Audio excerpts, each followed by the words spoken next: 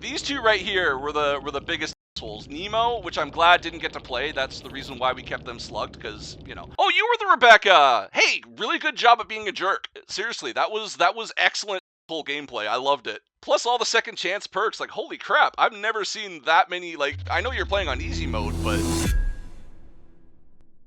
You may have already seen those videos online where somebody has something good happen to them, so they decide to do something good for somebody else. They essentially pay the positivity forward. And today we're going to be talking about that very concept, the idea of paying it forward, but not in a good way. Nope, today we're going to be talking about a TTV who plays Dead by Daylight, and whenever he has a bad game, he responds by making sure that the next team he plays against also has a bad game, courtesy of a basement bobber build. Okay, so I say, okay, we're not chasing after Jeff. I say we get Dwight out of, or David out of the game first. Probably the Dwight. Let's get Dwight in the basement first.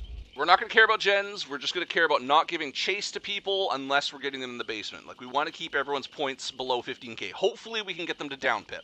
Now, the crazy thing about this is that this guy has a counter, and to date, he's clocked up over 210 pay it forwards. But the question is, what is a bad game for him? What constitutes an experience so vile, so toxic, that he needs to make sure that the next group has the worst experience possible? Well, today, ladies and gentlemen, we are going to play a little game show that I have called, What Did the Survivor Do This Time? That's right, in this game show, you guys will get 4 possible reasons as to why this guy has done a pay it forward, and you have to guess what the correct answer is. But make sure you keep a tally of how many you get right. We're going to be doing 4, and let me know in the comments if you got all of them correct. And hey, while you're down there in the comment section, if you haven't already, why not subscribe to the channel? It's free, and it could even be your good deed for the day, and it will help me reach my target of 100k by the end of the year. Let's get on with the game show. Now, the footage I've already shown you in this video came about because one of the people he went up against, one of the people he was toxic towards, was also a TTV themselves, and they actually posted the interaction on their Twitter page. So for the first round, let's look at the game that directly preceded this interaction. Now, in this game, the TTV was playing as a Freddy, and by the end of the match had concluded that enough had happened that warranted a pay it forward basement bobber match. But what do you think the reason was? Here are your 4 options. Was it A, because they clicked their flashlights at him? Was it B, because they brought a map offering before the match started? Was it C, because they said mean things in the endgame chat? Or was it D, because they saboed a hook in front of him? And the answer is D, because they saboed a hook in front of him whilst he was carrying a survivor. Check it out. Now, if we can actually get him on the hook, that would be kind of awesome. Oh, the sabo. Alright. Wow, these guys are really a bunch of assholes, aren't they? Yeah, I know, right, Curb? These guys are a whole bunch of assholes. Biggest asshole squad I've seen in a while. All because they saboed a hook to stop him being able to hook a survivor in the endgame. That's not being an asshole. That's being a good survivor. Now, I also want to point out that earlier on in this match, he had decided that he was going to target and slug a Feng that loaded in. Do you want to know why? Because they brought a beamer. And he did. He targeted this Feng throughout the entire game. He just left her slugged on the ground and watched her. These two right here were the biggest assholes. Nemo, which I'm glad didn't get to play. That's the reason why we kept them slugged, because, you know. Oh my lord, they were playing easy mode too. We had 1, 2, 3, 4, 5, 6, 7, 8, 9, 10 second chances, dude. This is another thing he does. He counts how many second chance perks that he comes up against in matches, and he makes a big deal out of it. Now, we're going to talk a little bit more about that later, because I have some footage of him playing as Survivor, which we'll get into. But I also want to point out his current killer build. He's running Remember Me, Noed, No Way Out, and Blood Warden, which, if you're unfamiliar with it, is basically called an endgame build. The key thing to note is that this whole build is a second chance build, okay? If you don't manage to kill everybody during the game before the last generator has popped, you get another chance to do it in the end game thanks to the perks that you're running. So this guy is sat here bitching and moaning about the fact that the survivors are all running second chance perks whilst he's running an endgame build. And to take it even further, the Rebecca actually came into his stream after the match had ended and just said, "Hi, I was the Rebecca," whilst he was chatting shit about them. Oh man, holy crap! What a bunch of assholes! What a bunch of assholes!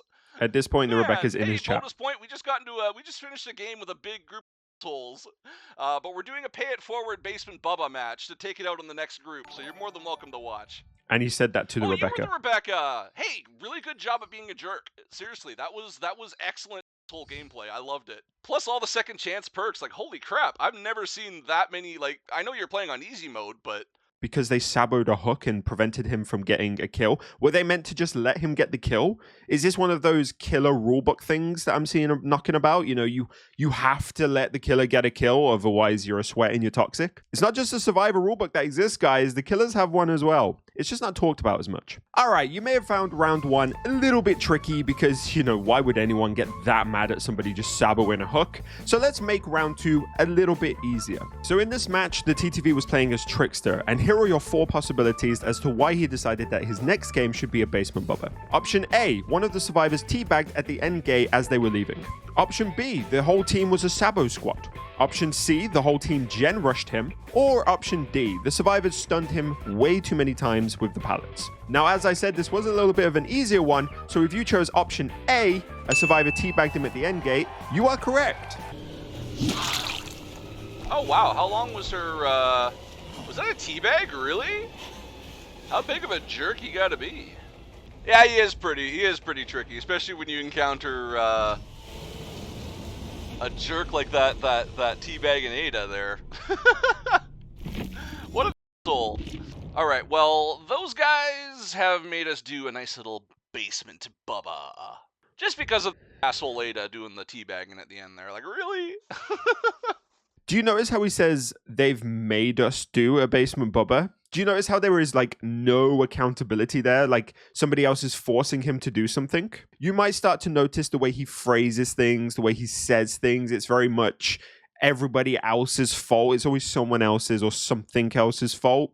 Keep that in mind. And moving back to the reason as to why he chose to do a basement Bubba here, it is annoying to go up against people who teabag at the end gate. But that being said, is it enough to then go and ruin a whole other team's game? No, it's just straight up not. It's teabagging at the end gate. It isn't that deep. You know, you can have a little bit of a bitch about it and be like, you know, that kind of ruins the game for me, but don't make it somebody else's problem. All right, on to round 3. Now, in this match, he was actually playing as a Bubba before he did the basement Bubba. But why did he choose to do the basement Bubba? Was it because one of the survivors brought in a bloody party streamer as an offering? Was it because one of the survivors brought in a map offering? Was it because they said mean things to him in the endgame chat? Or was it simply because he didn't get any kills? This is one of the most ridiculous reasons I've ever seen anybody get mad at this game. Okay, I'm just going to say it straight up, because you may have guessed it, but you may not believe it. The reason he chose to do a basement Bubba match was because a survivor brought in bloody party streamers. Now, in case anybody isn't aware of what bloody party streamers is, it's essentially an offering you can bring in which increases the amount of blood points that everybody in the trial receives that match, which is a pretty nice thing to bring in. It's a pretty good thing, right? Right? Oh, good God. Yeah, no, she was definitely easy mode. Okay, so we had... He also complains about the second chance perks again. Meanwhile, he is still running the endgame build. And Bubba. But yeah, no. Whenever a group plays bloody party streamers, you know that they're like going to be sweating so hard. So your best bet in that situation just to get someone and tunnel them out. Do you? Hey, Fang, how's it going, guys? Yeah, I saw your call for war with that bloody party streamers, and I knew you guys were going to be playing like crazy. It's a big red flag. Whenever I see one or more bloody party streamers, I know that the game's going to be a sweat fest. Like, isn't that a good thing? Isn't that nice? Isn't that nice to do? You essentially increase the amount of blood points that everybody gets. You increase the rewards that everybody receives at the end of the match. How is that a bad thing? Oh, you brought the streamers? Yeah, no, don't bring streamers. I guarantee you. Like, my worst nightmare is seeing 3 or 4 streamers pop up. I will legitimately consider DCing if I see 4 streamers pop up. But I think we should move into the basement after that match. What? This is a consistent thing, by the way. This isn't just like a one-time random mention. He always complains about bloody party streamers to the extent that he was actually playing in a Swift with one of his viewers and they brought in a bloody party streamers and he was like, what are you doing? No, what are you doing? Don't do that. He was freaking out. He thought the killer was going to be like, oh, well, They have chosen death, I guess. But hey, I guess another rule to add to the killer rulebook: if a survivor brings in bloody party streamers, oh, you are just the worst kind of person, man. All right, and on to the fourth and final round. Now, in this match that preceded his Basement Bubba, he was playing as a Legion. But why did he want to play Basement Bubba? Was it option A, because the survivors put in an offer in that took him to Gideon's meat plant? Was it option B, because the whole team gen rushed him? Was it option C, because one of his survivors abused his FOV? Or was it option D, because the entire team was a 4-man TTV Swift? Now for our final round, if you guessed option C, you are indeed correct. It was because the Jake in the match abused his FOV. Now, for those of you who don't know what FOV means, it means field of view. It's essentially what you can see as the killer or as the survivor. And I'm just going to show you the footage. Oh, why is my auto aim screwing me up so much? Oh my lord. Okay, we're just going to get this guy down. Let's just stop using the powers. We'll just brute force him, leave him slugged. There, he decides to leave him slugged. Why, you ask? Because he's better than him. It's the easiest way of putting it. Oof. Oh my lord, he is really good at abusing field of view. Yeah, let's slug him. That was it. That was what he did. So when he says abusing FOV, what he actually means is that the Jake is very good at faking movement to make the killer think he's going to go one way, so the killer swings, when actually he then just quickly switches and goes the other way to make the killer just completely miss. It's a really good tactic. It's really good survivor movement. There's no abuse there. There's nothing wrong there, but he makes it out like the Jake is doing something wrong. And this is something that he continues to say. Like, he really sticks to this idea of this Jake abusing FOV. Check it out. Oh my gosh. Hey, get away from me, Ash. He's abusing FOV. I'm gonna bleed him. Riveting gameplay, Jake. Yeah, if you can't tell, I'm throwing the match just to make a point with Jake here. Not a bad squad. Okay, let's get this pay it forward going, and then we'll get back to playing actual DBD. I think I made my point with Jake. No, I don't know. I just don't like it when survivors abuse FOV like that, you know? It comes back to that thing I'm saying where he has to blame everything on something else. You know, he has to blame the fact that he missed M1 attacks on, oh, my auto aim is screwing me over. This Jake is abusing the FOV. No, buddy, you just missed. And that is fine, by the way. That is okay. Everybody misses. Everybody whiffs. Alongside this lack of accountability that we see with this guy as well, there are so many double standards. Like, you've already seen him complain about second chance perks, for example. And yet we've seen him as killer running an entire second chance build. But he also does the same thing as survivor. As you can see here, he runs dead hard. Now he says that, oh, I only use one second chance perk, but he'll happily moan at other people for using the second chance perk. So why is it okay that you do it? He also regularly complains about Swift squads. I mean, yeah, they were very much a 4-man Swift. That's why I was thankful I was able to keep them away from other killers for a little bit, because, ugh. Yeah, buddy, you're really doing God's work in stopping other killers having to deal with 4-man Swifts. You know what? You need a Medal of Honor for such things. That is truly difficult work. And you would never do that to a killer, would you? You would never go in as a Swift. Oh, wait a minute. This is you in a 3-man squad. Admittedly, not as bad as a 4-man squad, probably to your eyes, and I'm sure that's the excuse that you would give. But it's still a 3-man Swift, and you made such a big deal about the Swifts that you've encountered before. Interesting. And you remember how he really hates bloody party streamers? Well, there's another thing he hates just as much, and that's the perk Prove Thyself. In fact, here is a whole rant he goes on about it. I mean, I hate Prove Thyself as a survivor. That's how bad the perk is. Like, it just turns it ridiculously, like, it makes gen speeds go by super fast. I don't know, like, it's an easy mode, essentially, like, and it really screws with like, the intended timing of the game. Though, the thing is even killers running 4 gen slowdown perks will not be able to compete with the existence of 2 Prove Thyselves. It is a mathematical fact. But yeah, no, it is your objective, but you can basically make it so that the objective unintentionally is done a lot faster than intended. Like I on principle refuse to bring that perk as a survivor. I don't think the last time I used Prove Thyself was like freaking months ago, if I remember. Now, you heard him there say that he hasn't used Prove Thyself for months. Oh, no, no, no. He would never touch said perk. Well, this is 2 days before he said that. In case you're unaware what these perks are, we have Stakeout, Fast Track, Hyperfocus, Prove Thyself. Oh, and just for good measure, he's also running a toolbox with a brand new part. But yeah, a couple of months, right? Now, in all fairness to him, the person who he's swiffing with actually says this to him. He's like, well, actually, you used it in the last stream, so... And this is what he says to that. Oh yeah, no, because we got, yeah, right? And fair enough, I mean, it is in the game, you are allowed to run it, but it is severely overtuned. Oh, okay, so it's a perk that you can use because it's part of the game, but you can't use it because you're going to bitch about it, but it's okay for you to use it. Is that more what it is? That's more what it is, isn't it? It's okay when you use it, but when other people use it, then it's an issue.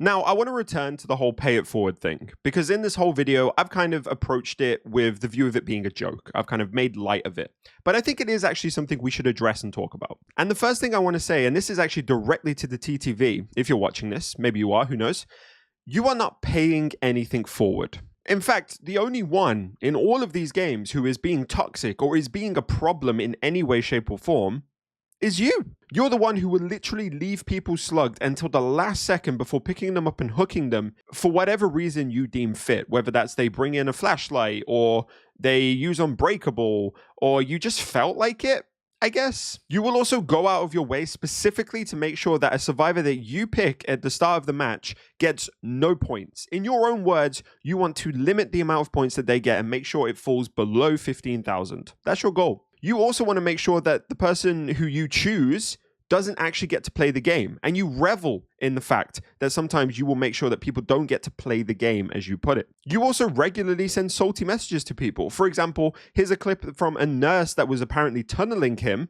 despite the fact that he tunnels all the time when he plays as killer, who he felt like he needed to go out of his way to actually message privately about the fact that they tunneled. It's so funny to me because you try and hide behind blaming it on everyone else. Someone else did something that made you do it. Something else happened that made you do it. But all that is you trying to avoid taking any accountability for your actions. You want to avoid being seen as the one who is the problem. You try and make it seem like everyone else is forcing you to do something, when that's just actually not true. The only thing making you do these things is you. And sooner or later, you are going to have to take accountability for the fact that you're the one being the problem. Because even if we discount the fact that the majority of the reasons this guy pays it forward are complete horseshit, the whole idea of paying forward the toxicity is completely detrimental to the community of Dead by Daylight. Because consider this. You have this person who has a bad game. A survivor does something that upsets them. So they decide to, in their next game, go out of their way specifically to upset a survivor,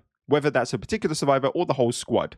These survivors, then upset by what the killer did, go and take it out on the next killer. They do something, maybe a Sabo squad, or they just click and beam a lot. That killer is then upset, so decides to take it out on the next survivor. And what you have there is a circle, a cycle, if you will, of never-ending anger and toxicity. And the TTV may see this and say, hey, well, yeah, it's the survivor's fault then, because they started the cycle. But in actuality, it's him that's the problem. Because it's him who chooses actively each and every time to not break the cycle, to continue it, to perpetuate it. When the power to stop it all lies in his hands, he can break the cycle, he can go into the next game and just do something a bit memey, do something a bit fun. But the key thing is, you should never make your anger, your annoyance with the game, no matter what has happened, anybody else's problem. Now, at this point, I know there are some of you watching who are going to be thinking, hey, I really want to find this guy. I want to know who he is so that I can get involved in this whole pay it forward. Maybe I'll pay the toxicity forward to him. But let me stop you before you go on the witch hunt. All you'd be doing is giving him exactly what he wants. Now, when this video that Cat posted was posted on Twitter, the TTV caught wind of it. He found out about it. And he tweeted this. Follow account on Twitch just hit a sudden spike. Another fan video. I have achieved infamy. He brags about it. And this is seconded when he actually sends a message directly to Cat, which reads, Ayo, just wanted to say thanks for the fan vid. Follows have been picking up like crazy. Hit me up if you want to do another collab soon. Now here's the funny thing. Come here closer, I have a secret to tell you. He's chatting shit. How do I know this? Because there is a lovely little tool that you can use to track anyone's stats on Twitch called Twitch Tracker. And if we go over to Twitch Tracker, we can see that between the period when the video was posted, which was the 21st of January, to now, so that's almost a week, he has gone up 3 follows. So please, if you come across this guy and he's still behaving like this, if he's still doing his whole pay it forward nonsense, just ignore him.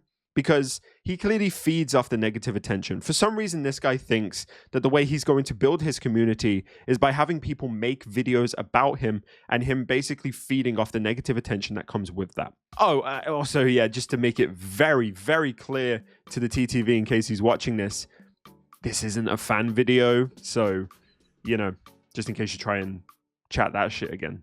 I also want to give a shout out to Cat the Gemini. They went through a lot of shit with this guy, and he then still continued to harass her even after all the fact was done. So if you guys want to go and check her out, a link will be in the description. Go show her some love, and I'm sure she'd really appreciate that. And yeah, if you want, you could also subscribe to me, maybe like the video, leave a comment, let me know what you thought about this guy.